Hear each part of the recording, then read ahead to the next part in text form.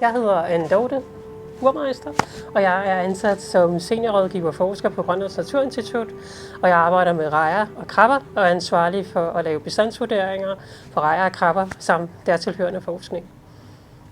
Jeg hedder Andreas Olsen, jeg er trålerchef i Royal Greenland og har ansvar for Royal Greenlands skibet. Jeg tror vores samarbejde er nok kommet i stand lidt tilfældigt.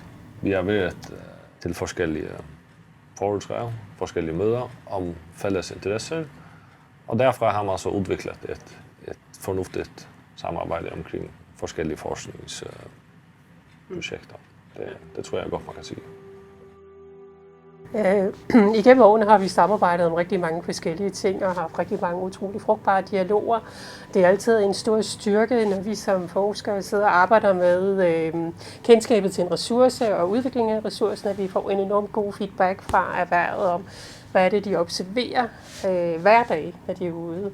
Og er der også, for eksempel som Andreas har, en fiskerimæssig baggrund. Det er virkelig givende i forhold til at sidde og arbejde som forsker med en ressource. Jeg synes, samarbejdet fungerer udmærket godt. Og sådan at vi samarbejder på nogle konkrete projekter, men vi samarbejder også lidt mere uformelt. Altså hvis vi har undret os over et eller andet, så er det hurtigt, at vi skriver en mail eller vi kontakter per telefon, Naturinstituttet, Andorte eller andre. Og jeg tror, det er på samme måde den anden vej. Jeg er helt enig.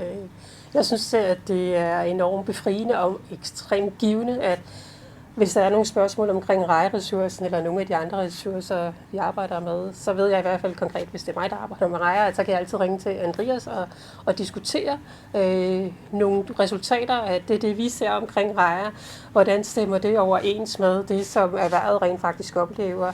Og også, at jeg har fået en meget større viden om den praktiske ting af det at fiske, som jeg ikke har haft kendskab til tidligere. Altså jeg ved ikke særlig meget om grej og sådan nogle ting. Det har jeg virkelig fået stor viden af, så for mig er det meget gavnligt.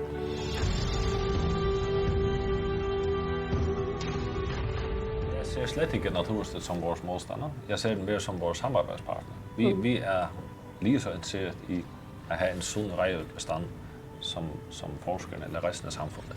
Vi er med på den lange bane, og når man har fælles interesser, så gør det samarbejde meget nemmere.